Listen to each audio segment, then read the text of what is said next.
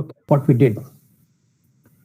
So what we did was this, that let me write here. What we did was this, that given a finite dimensional vector space, say over a field F, and given T, which is nilpotent of index n1, so these two things implied that we can decompose V as a direct sum of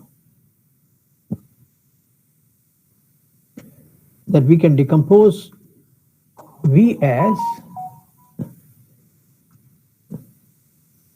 direct sum of subspaces V1, V2, V3, मान लीजिए Vk, such that each Vi is T invariant, say of dimension Ni, of dimension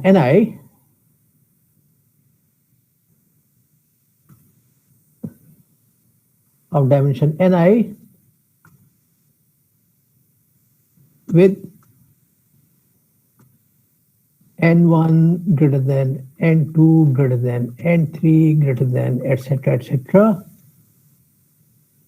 nk, and therefore obviously dimension of V is equal to n1 plus n2 plus nk, right?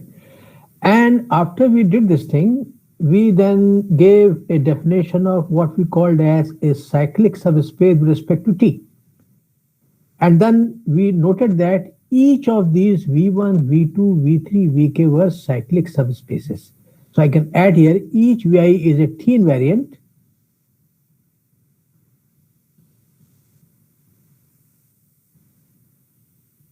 T cyclic subspace, say of dimension Ni, with this thing. So to summarize, given a T which is nilpotent of index n1, we saw that V can be decomposed as the direct sum of T invariant cyclic subspaces, say of dimension n1, n2, nk, such that n1 is greater than n2, is greater than n3, etc., which is greater than nk. Right? And this is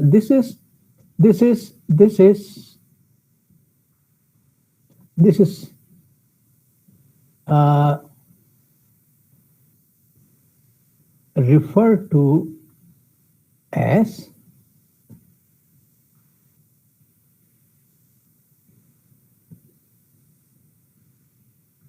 is decomposition of V. तो हमको अगर कोई nilpotent transformation दिया है T, then we can decompose V in this fashion, right? And then our next objective is what if T is not nilpotent?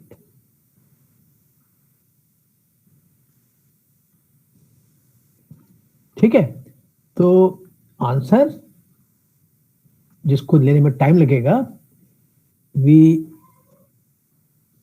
still can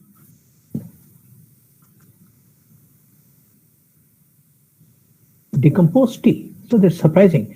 हमें इसकी जरूरत नहीं पड़ेगी, nilpotent की जरूरत नहीं पड़ेगी, हम फिर भी इसको डिकम्पोज कर सकते हैं, कैसे कर सकते हैं? तो अब हम उसको देखने का तैयारी शुरू करते हैं। ये सब तो आपने पहले कर रखा था, आप चाहे एक बार फिर से ले लीजिए इसका screenshot, but in any case I have done everything yesterday. So you take a quick shot of this thing, screenshot of this thing, then I'll pass on to the next page. बोले ले लिया आपने? Yes, sir. Yes, sir. Okay, so I'll pass on to the next page. So इसको याद रखिएगा, है ना? अब हम क्या करते हैं, तो ये कब हो रहा है, जब टी निलपोटेंट है. तो इसमें एक चीज, उसको करने से पहले एक और चीज नोट कर लेते हैं, दैट ओके, वो ये है कि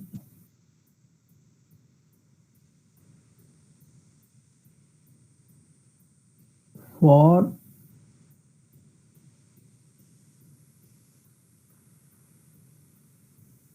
a nilpotent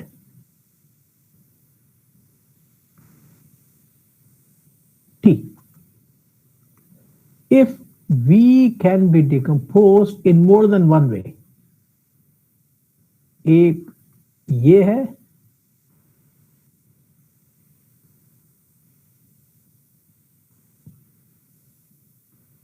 मान लीजिए हम R तक चले गए, और दूसरा है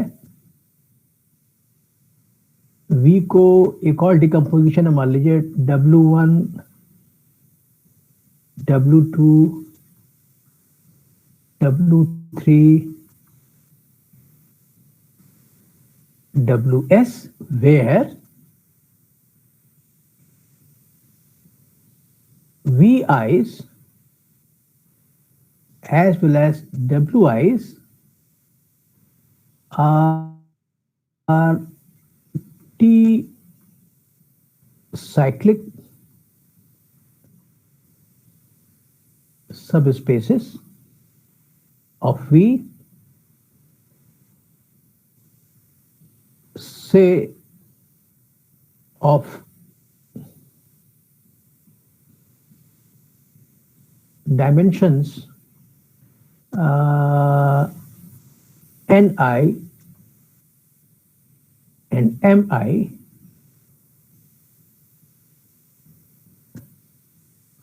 respectively, then the conclusion is then R is equal to S, and for every I, Vi is equal to Wi. बल्कि इसको बोल देते हैं, let me call it a theorem.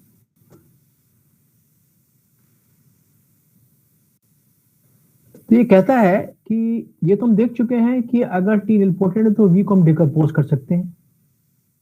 ये एडिशनली क्या कह रहा है कि अगर हम V को डिकम्पोज करने का एक ही तरीका है, अगर एक V को आप एक और तरीके से डिकम्पोज कर लें, मान लीजिए decompose as direct sum of W1 W2 and WS,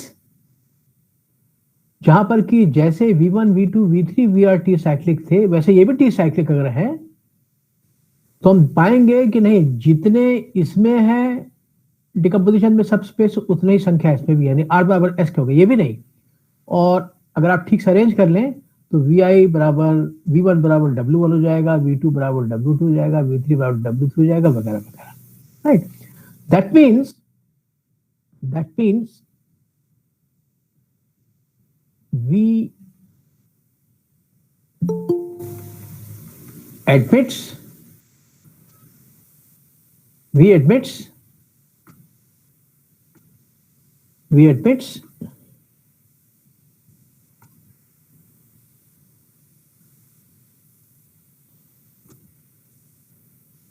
a unique decomposition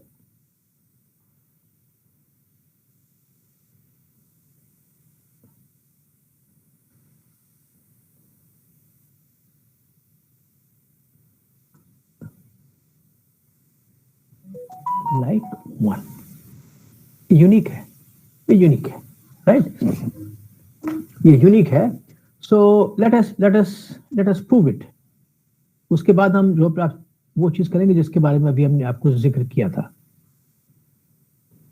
ठीक है, तो ओके, तो हमारा मकसद क्या है दिखाना? हमारा मकसद दिखाना है कि R बराबर S के है, और उसके साथ साथ पहला वाला इसके पहले के बराबर है, दूसरा वाला इसके दूसरे के बराबर है, तीसरा वाला इसके तीसरे के बराबर है, एटसेट्रा एटसेट्रा, राइट।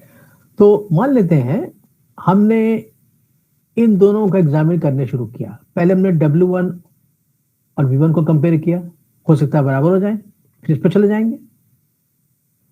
V2 और W2 कंपेयर करेंगे, हो सकता है भी बराबर निकला है, फिर इस पर चले जाएंगे। तो अगर सब के सब बराबर निकल गए तब तो कुछ करना ही नहीं है।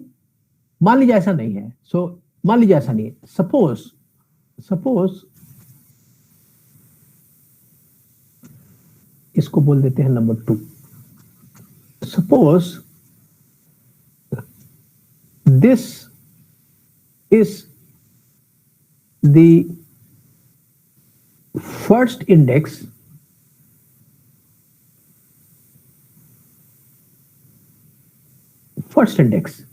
this is the first index such that Vi is not equal to Wi,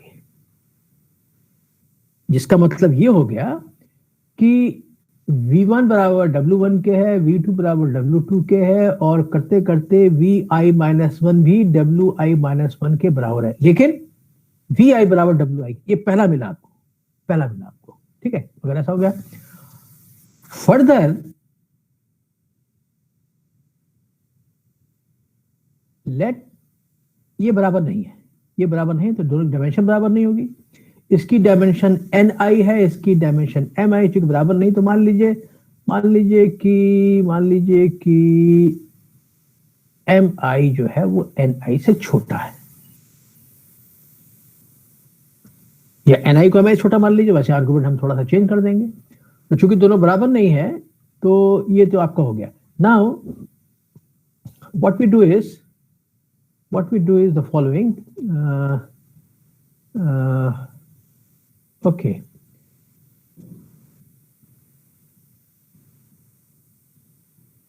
Now,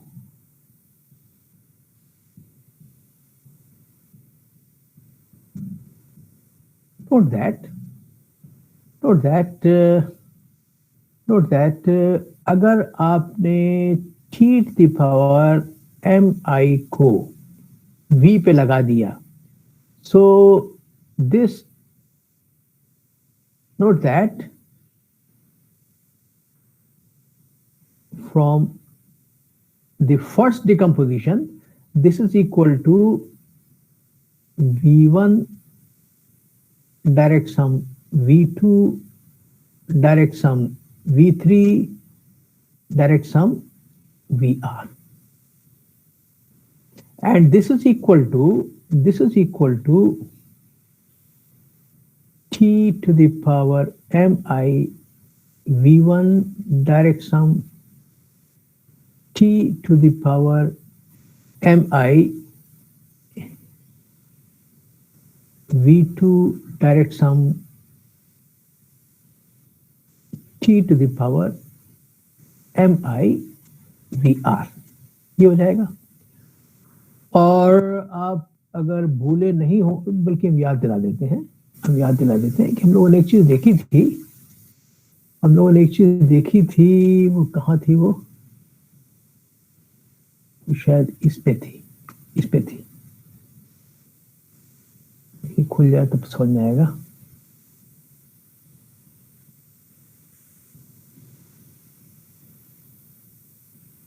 right, कि अगर Wt cyclic of dimension m है, the dimension of t to the power k W is equal to m minus k। याद कर लीजिए, अगर Wt cyclic है of dimension m, अगर W की डायमेंशन m है, then t to the power k W की डायमेंशन हो जाएगी m माइनस k। इसको याद रखिएगा। तो अब हम क्या करेंगे कि हम इसका इस्तेमाल करते हैं। हम लोग कहाँ पे थे? हम लोग यहाँ पर थे। यहाँ पर थे।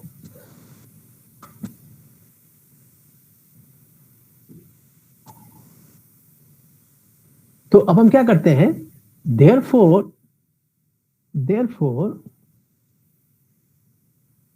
dimension of t T to the power M I V is equal to, तो आपको वह याद होगा, आपने बेसिक पढ़ा होगा कि v1 डायरेक्शन v2 का डायमेंशन होता है dimension of v1 plus dimension of v2।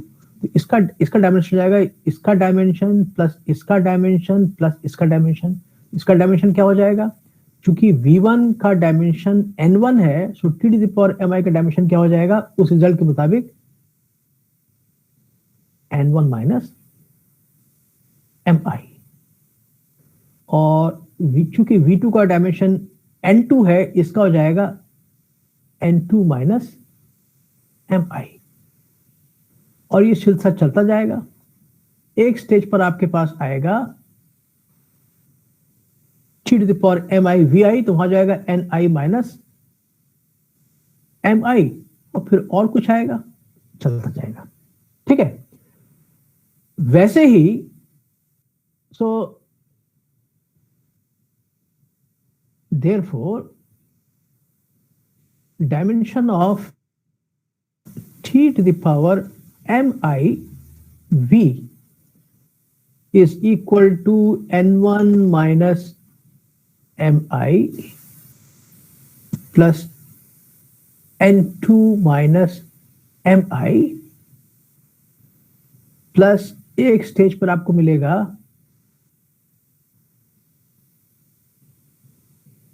ni minus 1 minus mi। अब चूंकि कहा कहीं भी लिखा था कि ni was strictly greater than mi, तो ये टर्म जो है पॉजिटिव हो जाएगा। ये टर्म, तो अगर आप इस टर्म को निकालते हैं, अच्छा इसके बाद के टर्म क्या मिलेंगे, इसके तो हमने क्या किया कि ये जो ni माइनस mi है इसको निकाल दिया, हमने इसको निकाल दिया, और उसके बाद के जो टर्म आपको मिलेंगे सो इसको निकाल देंगे तो क्या हो जाएगा, this will become strictly greater than this thing. हमने इस टर्म को छोड़ दिया है, ये पॉजिटिव है, इसको छोड़ दिया, this is going to be greater than this thing. तो ये तो हो जाएगा dimension of T M I V अगर का एक एस्टिमेट मिल गया यूजिंग कहां गया वो, यूजिंग नंबर वन। अब अच्छा ओके नाउ ऐसे ही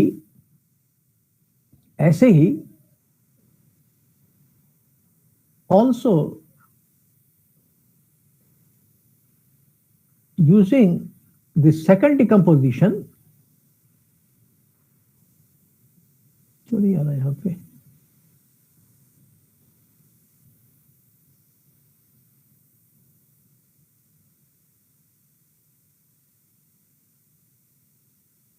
टी एम आई वी, तो वी की जगह लिख दिया था हमने ये वाला v1 direction v2 direction v3 direction. अब हम लिखेंगे v की जगह पर w1 डायरेक्शन w2, तो क्या हो जाएगा, हमको मिल जाएगा T to the power mi v is equal to T to the power mi v1 की जगह w1, इसकी जगह w2, इसकी जगह क्या हो जाएगा ws।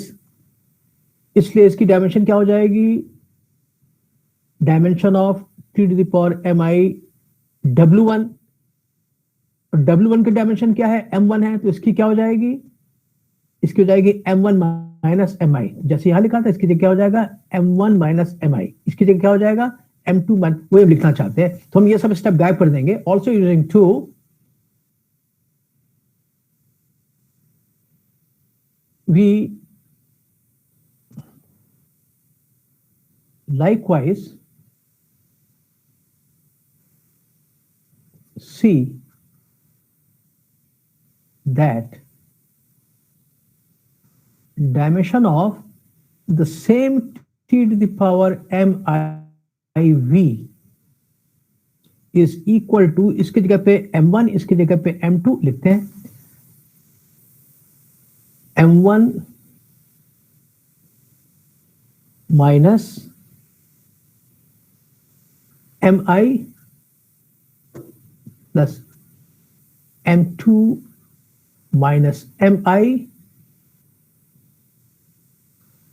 Plus m3 minus mi, एक जगह पे आ जाएगा आपका mi माइनस mi प्लस यहां क्या मिलेगा, अब आप देखिए कि इसमें हम एक चीज और लिख सकते हैं, बाद में लिख देंगे। चलिए, तो यहां पर देखिए, ये जो 0 हो गया, नेक्स्ट स्टेप क्या था, जब आपने यहां पर पहुंचे तो सेकंड वाला जब इस्तेमाल किया आपने, तो यहां पे क्या हो जाएगा, m1 यहां पे क्या हो जाएगा, यहां देखते हैं, यहां पे क्या हो जाएगा, T to the power M I w1, ये क्या हो जाएगा, T to the power M I w2।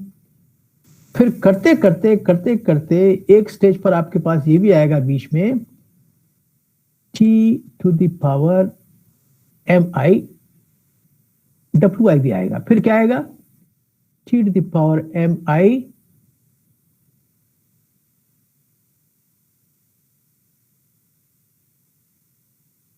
W I जो है वो है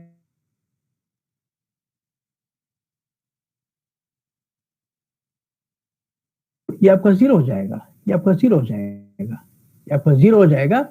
और चूंकि एम आई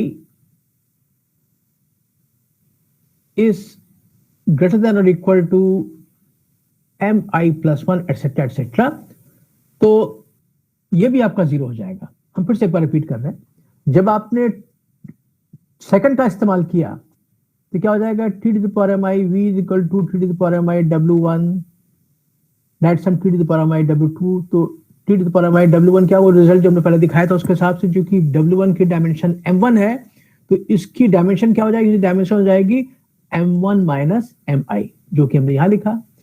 इसकी डायमेंशन क्या हो जाएगी, इसकी W2 की dimension minus M I, that means M2 minus M I, जो हमने यहां लिखा। तो पहली लाइन तो क्लियर हो गई। अब हम दोबारा देखते हैं कि यहां पर जब हमने इसकी जगह पे W1, W2, W3 लिखना शुरू किया, तो एक स्टेज पर यहां पर ये भी आ जाएगा, ये भी आ जाएगा। And because Wi is A T cyclic subspace of dimension Mi, तो टी साइक्लिक स्पेस डायमेंशन में 4 कंडीशन थी, उसके हिसाब से ये 0 हो जाएगा, ये आपका 0 हो जाएगा। तो इसकी डायमेंशन जो है 0 हो जाएगी, इसकी डायमेंशन 0 हो जाएगी, उसमें लिखा हुआ है इसकी डायमेंशन 0 हो जाएगी। तो यहां जब आएगा आपका ये चीज, तो आपकी 0 हो गई। और यहां पर क्या आ जाएगा आपका, क्योंकि एम आई इससे बड़ा है, तो इसका मतलब क्या हो जाएगा कि T to the power M I plus one Wi plus one, ये तो 0 है। क्यों 0 है, इसलिए कि Wi plus one is a T cyclic subspace of dimension Mi plus one, therefore ये तो 0 होना ही है। टी साइक्लिक सब स्पेस की डेफिनेशन में 4 कंडीशन, एक कंडीशन ये भी थी, ये 0 हो गया। अब जब आप ये लिखिएगा T to the power M I, जब T to the power M I लिखिएगा, तो चूंकि एम आई प्लस वन से बड़ा है, तो this is equal to T to the power M I, जैसे मान लीजिए कि एम आई चूंकि एम आई प्लस वन से बड़ा है, इसका मतलब क्या हो जाएगा कि M I is equal to something plus M I plus one. इससे बड़ा है ना, कुछ चीज होगी, मान लीजिए टी है, ये मान लीजिए, तो ये क्या चीज रहेगी, so this thing is going to be equal to, this thing is going to be equal to, क्या हो रहा है ये, I don't know what is happening.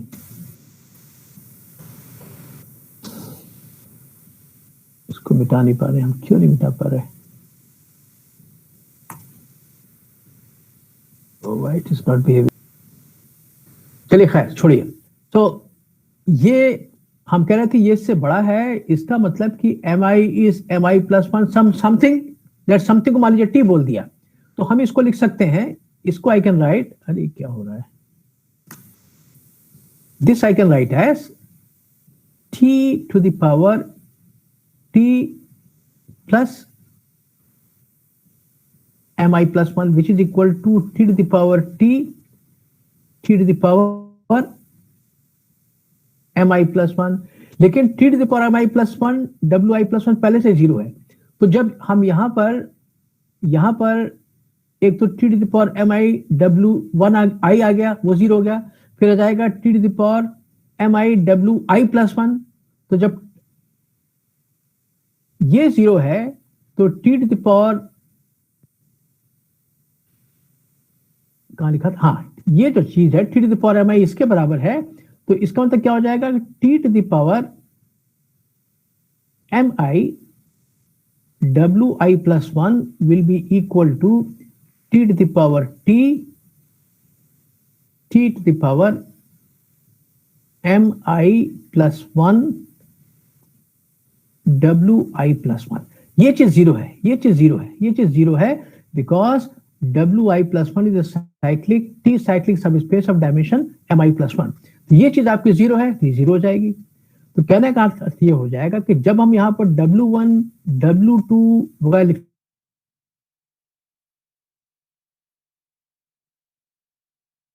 y plus T to the power M I W I plus one या W I plus T, और सबके सब zero होते जाएंगे, सबके सब जीरो होते जाएंगे, because M I is greater than M I plus one which is greater than M I plus two, that means M I is also greater than M I plus two, सब सब zero होते जाएंगे। तो यहीं पर stop हो जाएगा, यहीं पर स्टॉप हो जाएगा। सो दिस विल गो, ये सब जीरो होता जाएगा, ये सब हो जाएगा, ये भी जीरो हो जाएगा, ये भी जीरो हो जाएगा, इसके बाद सब जीरो हो जाएगा, सब जीरो हो जाएगा। ये तो ऑलरेडी जीरो है, ये ऑलरेडी जीरो है। So that means this thing is going to be equal to, that means dimension of t to the power miv। अगर हमने सेकंड को इस्तेमाल करना शुरू किया तो हम पाएंगे this is equal to this thing, I was the first index such that mi was not equal to ni। तो यानी कि m1 बराबर n1 के है, m2 बराबर n2 के है, m3 बराबर m3 के, वगैरह वगैरह। So I can write this thing as n1 minus mi plus n1 minus n2 minus mi, और ये कहां तक जाएगा, बाकी सब जीरो हो रहा है। It will go only up to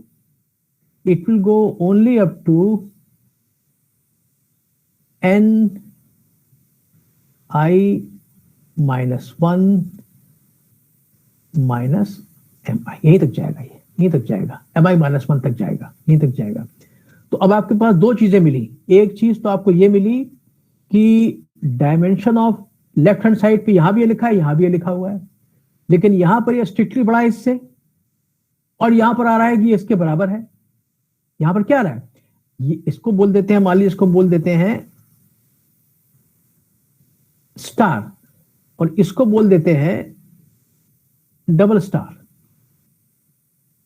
तो देखिए दोनों क्या कह रहा है, ये कह रहा है कि left hand side right hand side से स्ट्रिक्टली बड़ी है, और ये कह रहा है left hand side right hand side के बराबर है। ये हो नहीं सकता, दोनों आइडेंटिकल है, इसका भी राइट हैंड साइड इसका राइट हैंड साइड के बराबर है। एक पे कहता है स्ट्रिक्टली बड़ा है, इसका मतलब you can see that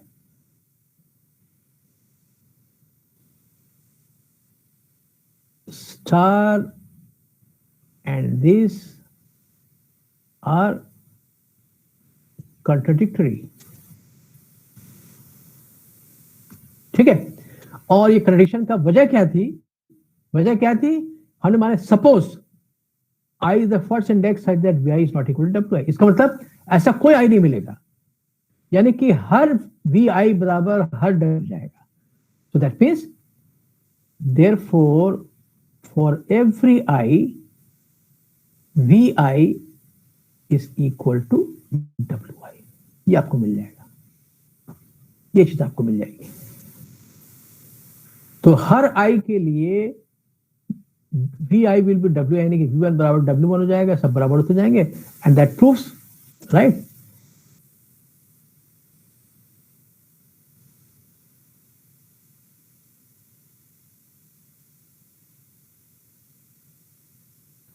the theorem. ठीक है, तो अगर ये कहता है कि हमको v के दो डिस्टिंक्ट ऐसे डिकम्पोजिशंस नहीं मिल सकते हैं, एक ही मिलेगा। इसका मतलब कि ये जो v1 v2 v3 vr हैं, ये इस v और उस t के हिसाब से फिक्स हो गए। तो इस V1 की डायमेंशन, V2 की डायमेंशन क्या थी? N1, N2, N3, Nr, ये सब फिक्स्ड हो गए। तो हर t के लिए आपको ये फिक्स नंबर्स मिल जाएंगे जो कि V1, V2, V3, Vr के डायमेंशन है, यानी कि N1, N2, N3 and Nr। इनको बोलते हैं इनवेरिएंट्स ऑफ द, देखिए हमारा ये था ना, हमारी ये स्थिति थी, हमारी ये ट्रांसफॉर्मेशन था। तो इस निलपोटेंट ट्रांसफॉर्मेशन से बात करके हमको ये मिले थे, इनकी डायमेंशन क्या थी? N1, N2, N3, Nr। इसके अलावा कोई नहीं मिलेगा। ये जो फिक्स नंबर मिल गया आपको, क्योंकि दूसरा हम देख लिया यूनिक होगा। ये जो नंबर्स मिले आपको, small n1, n2, n3 and nr, they are called as the invariants of the nilpotent transformation T, right? So let me write it here. पहले तो आप क्या कीजिए कि पहले तो आप क्या कीजिए कि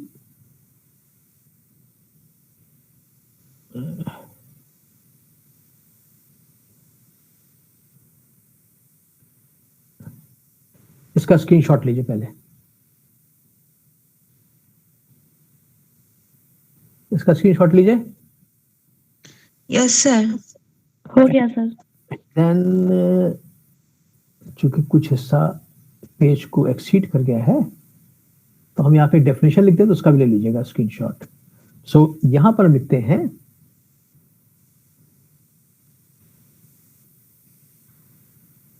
the unique numbers N1, N2, Nr so obtained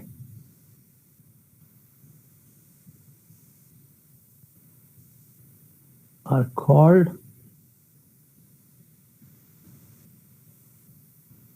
the invariants of the nilpotent transformations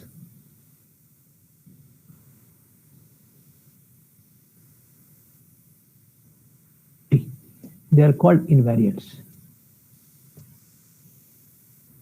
ये जो आपको V1, V2, Vr के जो डायमेंशन मिल गए थे नंबर्स, वो नंबर होंगे। इनवेरिएंट्स क्यों? कि ये बदल नहीं सकते, हर ट्रांसफॉर्मेशन ये आपको यूनिक मिलेंगे। इनको बोलते हैं इनवेरिएंट्स ऑफ दिस थिंग। और उदाहरण के तौर पे हम आपको एक आसान सा एग्जांपल दे देते हैं। एग्जांपल,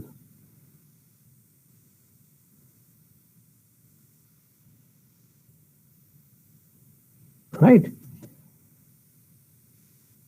check that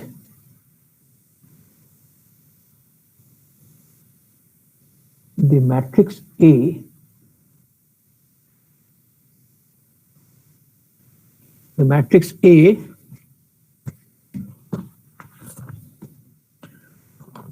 क्या मैट्रिक्स थी? The matrix A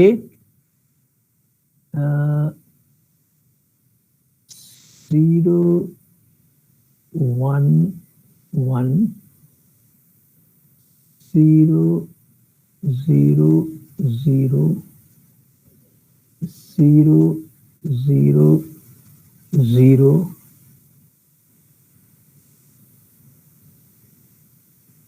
is nilpotent.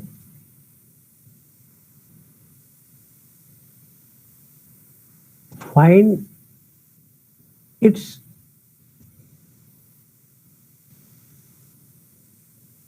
invariants also. तो आप पाइएगा। अब हम इसको अब आपके लिए छोड़ देते हैं। Verify that A square is equal to 0, null matrix है। चेक कर लीजिएगा, गुणा करना आसान है, करके देख लीजिएगा। ये आपको 0 आ जाएगा, दिखाई पड़ रहा है, ये आपका 0 आ जाएगा, ये आपको 0 आ जाएगा। इसका मतलब क्या हो जाएगा कि A square is 0 but obviously A to the power 1 is not, ये तो नल मैट्रिक्स है नहीं। So therefore the index of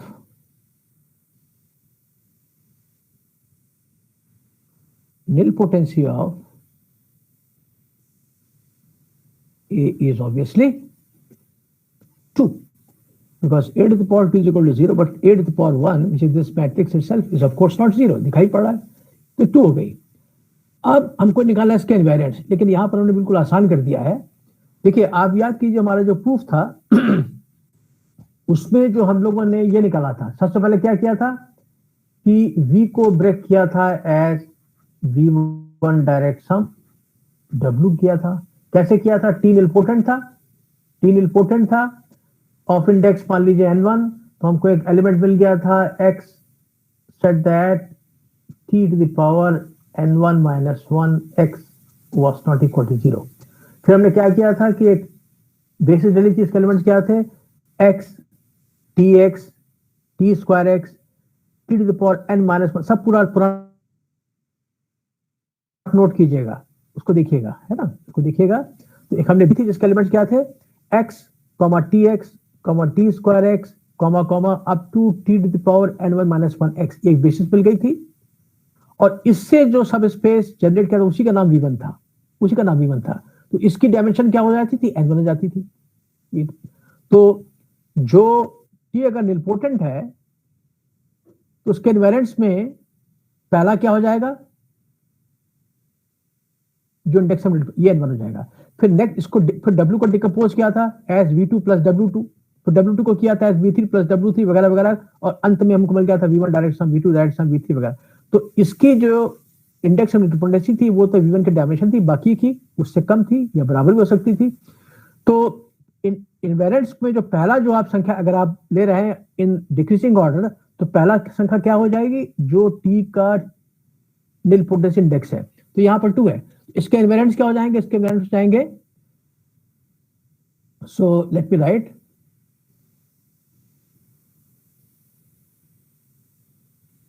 the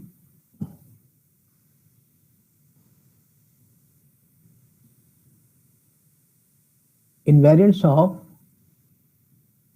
A are क्या? एक तो 2 और दूसरा या तीसरा क्या हो सकता है? एक और चीज देखिए आप कि हमने देखा था कि जब हमारा v बराबर v1 direct sum, v2 direct sum जो भी हुआ था, मान लीजिए v r ही हुआ था, तो इसकी डायमेंशन प्लस इसकी डायमेंशन प्लस इसकी डायमेंशन मिलकर किसकी डायमेंशन जाएगी? तो यहां पर v जो है ये आपके 3 मैट्रिक्स है, तो ट्रांसफॉर्मेशन कहां से कहां तक हो जाएगी? R3 से. R3 की डायमेंशन क्या है? 3 है. तो जो इनवेरिएंट्स हैं उनका सम जो होगा v की डायमेंशन के बराबर होता है. तो यहां पर चूंकि R3 आपका वेक्टर स्पेस है जिसकी डायमेंशन 3 है, तो जो भी इनवेरिएंट्स होंगे उनका सम 3 के बराबर होना चाहिए. तो अब 2 के बाद वो संख्या ढूंढिए जिसको 2 से जोड़ने पर आपको 3 मिल जाए. क्या मिलेगा आपको? The only candidate that you can get is, क्या मिलेगा बताइए? 1 सर. 1 होगा सर, केवल 1. तो यहां पर आपको ये चीज आपको मिल गई कि इसमें कुछ प्रॉब्लम आ गया. I don't know what is the problem, eraser क्यों काम नहीं कर रहा है. तो हम लिख देते हैं 2. इस पे नेक्स्ट करना, गेस करना मुश्किल नहीं है, क्योंकि जो भी लिखेंगे चाहे एक संख्या चाहे 2, उन सबका जोड़ मिलकर के आना चाहिए 3 के बराबर, और नेक्स्ट संख्या 2 से बराबर या 2 से छोटी होनी चाहिए. तो आपके पास इसके अलावा कोई ऑप्शन बचता ही नहीं है, बस आपका जवाब यहीं पे खत्म हो गया, आपका, राइट. तो this is the meaning of invariance. इसका मतलब है ऑफ कोर्स अगर कोई ज्यादा मुश्किल मैट्रिक्स होती तो आपको थोड़ा और प्रयास करना पड़ता, लेकिन यहाँ पे आप एग्जाम्पल के उदाहरण के तौर पर हमने बताया कि what is the meaning of invariance. ठीक है, तो पहली संख्या इनवेरिएंट में तो हो जाएगी इंडेक्स ऑफ निलपोटेंसी, और इसकी चूंकि 2 है तो 2 तो होना है. उसके बाद जो संख्या होगी 2 होगी या 2 से कम होगी, लेकिन ऐसी होनी चाहिए कि जितनी मिले सबका सम बराबर हो जाए वेक्टर स्पेस की डायमेंशन के बाद, जो कि इस केस में 3 है. तो यहाँ पर तो आपका कोई चॉइस ही नहीं है, you will have to stop. 2 के बाद केवल आप 1 ले लेना पड़ेगा. 2 ले लीजिएगा तब काम नहीं चलेगा, 2 + 2 = 4 हो जाएगा, राइट. तो you will go, next is going to be, तो ये हो जाएगा आपका इनवेरिएंट्स और ये हो जाएगा आपका निलपोटेंसी. ठीक है, अब हम जाएंगे वापस किस पर, इसका ले लीजिए आप स्क्रीनशॉट, फिर हम इसको चेंज करें।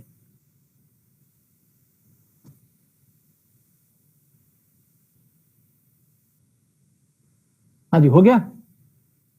Yes, sir. Hello, okay, so now I will start fresh.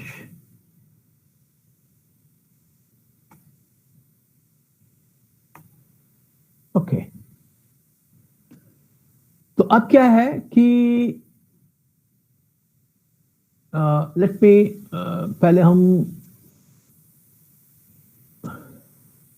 Theorem,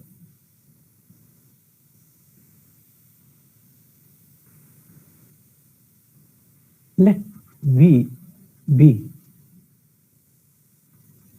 a finite dimensional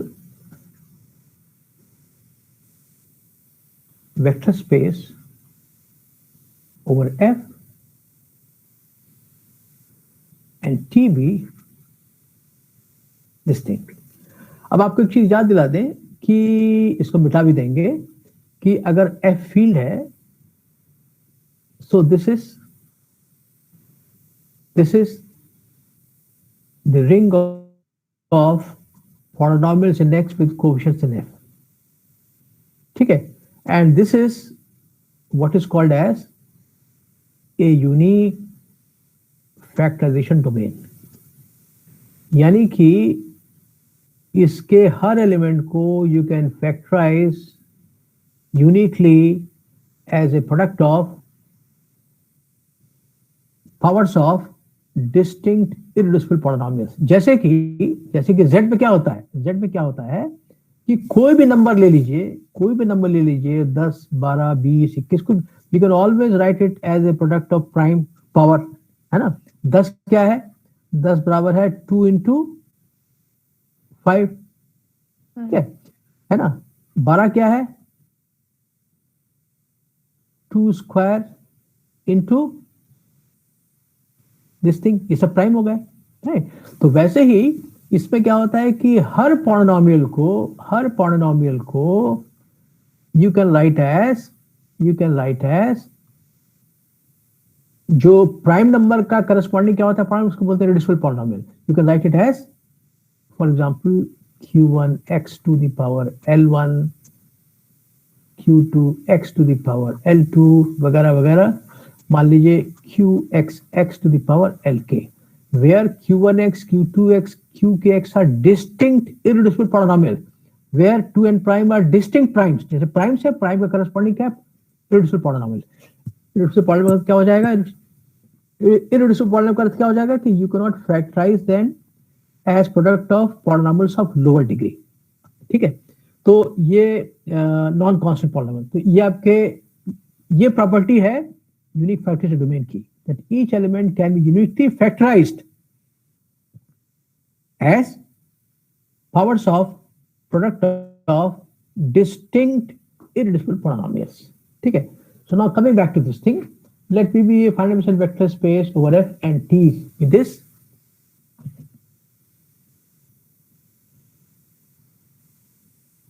let q1x to the power l1, q2x to the power l2, qkx to the power lk be the unique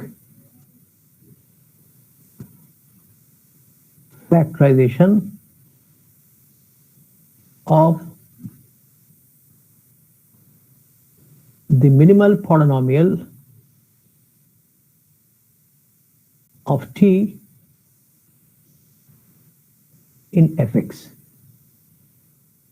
where q1x, q2x, qkx are distinct irreducible polynomials in fx, and L1, L2, Lk are positive integers, then we add bits.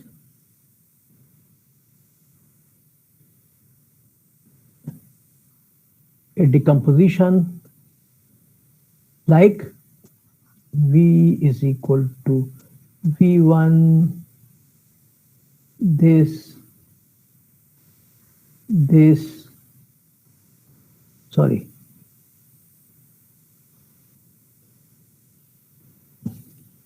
vk,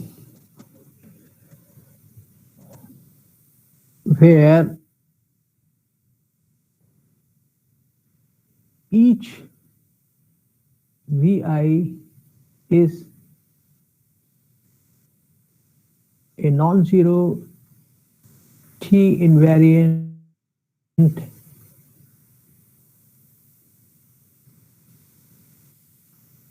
subspace of V, and importantly, and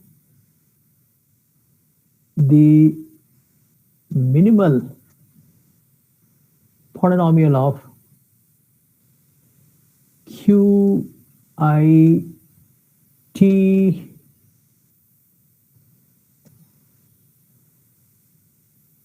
I l I is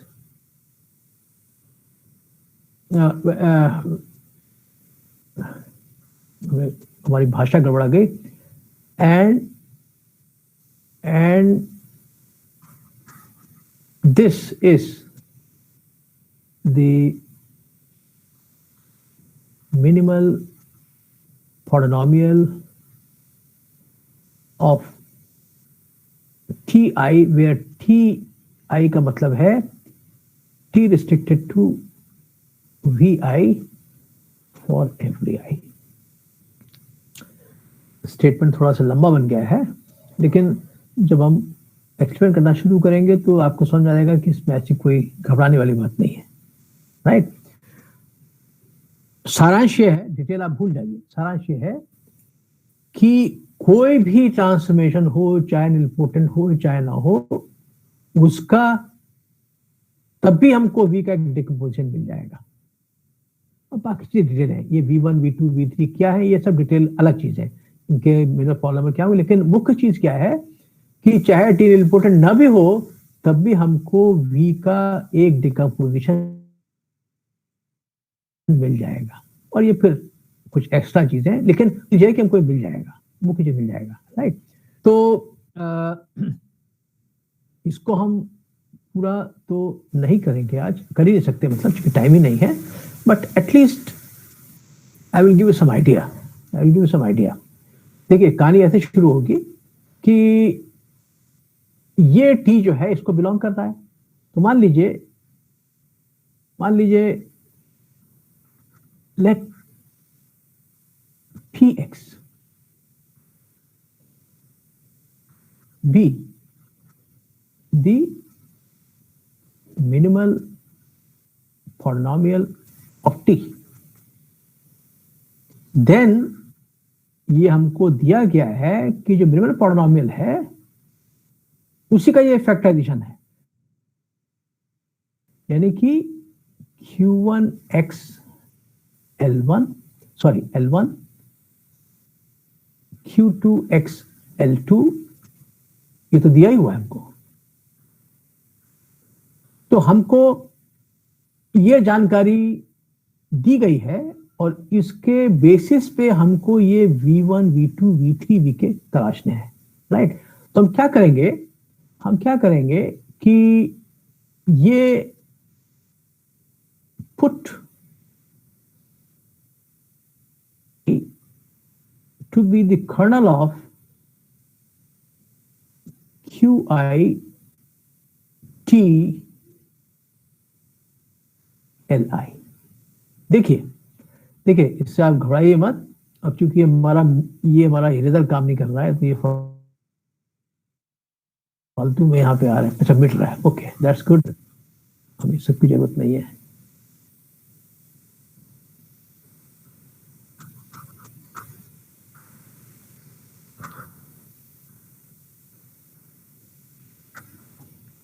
so okay, ये देखिए, ये जो है, ये QIX जो है, QIX, अब proof कुछ नहीं कर रहे, बाकी सब रिपीट करेंगे नेक्स्ट टाइम। ये तो इसको बिलोंग कर रहा है, ये पॉलिनोमियल है। तो जब हम ये लिखेंगे, जब ये लिखेंगे तो क्या हो जाएगा, this is a transformation from V हो जाएगा। तो V से V ट्रांसफॉर्मेशन हो जाएगा ये, तो हम इसे कर्नल की बात कर सकते हैं। तो कर्नल ऑफ QIT, बल्कि हम इसको ले लेंगे, ये ले लेंगे, इसको ले लीजिए, राइट। तो ये जो कर्नल ऑफ इसका निकालेंगे, दिस गोइंग टू बी सब स्पेस ऑफ दिस, उसी को हमने यहाँ VI बोल दिया है। तो VI क्या है, ये जो ट्रांसफॉर्मेशन मिली, ये कहां से मिलेगी, QIX से मिलेगी। तो QIX की मदद से हमने एक ट्रांसफॉर्मेशन ले ली, QIT to the power LI, फिर सा कर्नल ले लिया, जो इसका सब स्पेस होगा उसको बोल दिया VI। हम दिखाएंगे कि यही VI है जो कि हमारे काम आएगा। We will be able to write this V at direct sum of V1, V2, V3 and Vk, and then we shall show कि QIX to the power LI is indeed the minimal polynomial of, ओह यहां भी हम गलत लिख गए, इसको ठीक कीजिएगा, इसको ठीक कीजिएगा। अगर ये मिट गया, पॉलिनोमियल में तो X आना चाहिए, ये नहीं आना चाहिए, T नहीं आना चाहिए।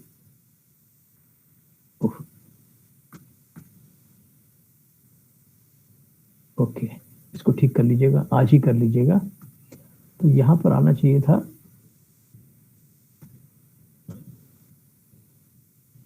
सो this should have been X, हमें गलत लिखा था, ठीक है। T, तो ये तो पॉलिनोमियल हो गया, T लिखेंगे तो पॉलिनोमियल नहीं मिलेगा। सो दिस इज द, तो हमको दिखाना पड़ेगा कि अगर T को रिस्ट्रिक्ट कर दे VI, तो जो ट्रांसफॉर्मेशन लेगी उसका मिनिमल पॉलिनोमियल ये निकल के आएगा, राइट। तो आपको हमने एक आइडिया दे दिया कि हमें ये VI कैसे मिलेंगे, VI ऐसे मिलेंगे।